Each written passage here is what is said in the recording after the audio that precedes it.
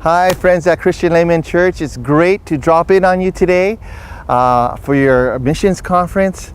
Some of you may not know us. My name is Richard Nakamura. My wife is Carrie, and we've been partnering with you for a long time.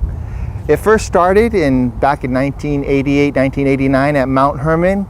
That's where I first met Pastor Wayne Ogimachi, and we developed a friendship there. And so we've been visiting your church since that time. My wife and I, we got married in 1992, and shortly afterwards in 93 we came to visit you. And then when we had our first child, Alicia, we went to visit you again in 95. And then in 96 we went to Japan as missionaries. And we continued communicating with each other. And so then when we came back in 2005, we visited you again. And since that time, we've been receiving support from you financially too. And so for that, we want to say thank you so much for your faithful prayers, support, your encouragement, letters. You guys have been a great team, and we really appreciate it. And I wish that we could be there with you today in person. Many of you know that we were church planting missionaries in Japan. And so for years we were in Japan doing traditional church planting. And around 2004, 2005, the Lord had already begun working in me to help me realize that I was making church attenders and not disciples. And so that started a process of rethinking the church.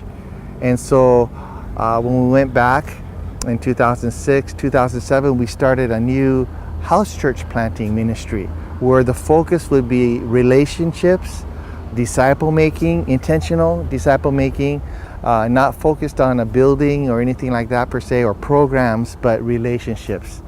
And God blessed that ministry from a small group of people, and it grew in 3 years to about 50, and things were moving along very well.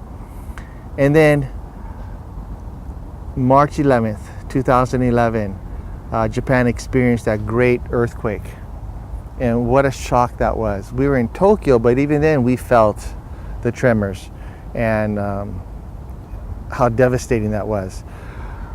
We were already scheduled to go back on home service in 2011, but because of the Fukushima nuclear plant situation, we weren't quite sure how the radiation would affect the children. And so we decided that Carrie and the kids would go back early in March, and then I would stay until June, which was when we were supposed to come back to help out at Tohoku with the earthquake relief situation. And in that, I learned so much more too about the devastation that occurred over there. We saw firsthand just how terrible and awful it was and how big it was. You don't get that in the news, just how village after village was just devastation. And we would go to these different centers where the people were located. And one thing that I learned was the power of prayer. We were able to explain that the Creator of the heavens and the earth hears our prayers, even at that situation. And that brought great relief and comfort to many of the people. Then I came back to Seattle and carrying the kids. They were in California, and we all met up in Seattle to get ready for our 1 year home service.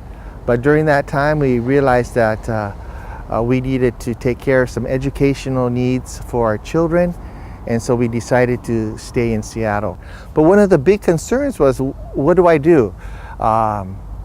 Should I leave the mission since I wasn't going to go back to Japan right away? But God has this perfect timing, and right now in mission circles, there's a new push of a ministry called Diaspora Ministries. Diaspora meaning scattered people groups. And so Send asked us if we would do Japanese diaspora ministries from Seattle. And so we are one of the first within our mission to do diaspora ministries. We've had opportunities to have training sessions through men's groups, through women's groups, one-on-one discipleship, targeting returnees, realizing that a person might be going back to Japan in a year or so. How could we best prepare them in this short amount of time to be mature disciples so when they go back they don't fall away? I'm involved with college outreach for the Japanese also.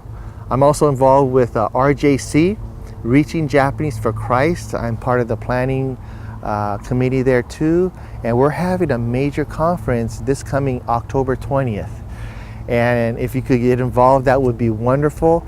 But this is our first multi-site missions conference.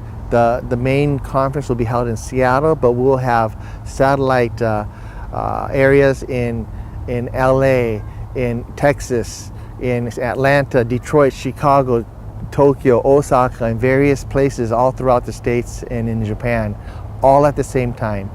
And so that will happen on October 20th. Then next year we have another international conference on February 14th that I would encourage all of you to consider coming to. But God has allowed me to be a part of that, of which we network and pray and plan together, sharing the vision of making disciples and reaching the Japanese for Christ. You are all a part of that, and so I want to thank you for that. I'm more than open and willing to answer any questions that you might have regarding ministry amongst the Japanese or Japan or diaspora. Feel free to contact me at rich@send.jp,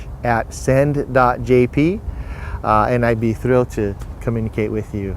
But again, I want to thank you so much for your support and prayers for Carrie and myself. We're totally grateful. May God bless you all. Thank you so much.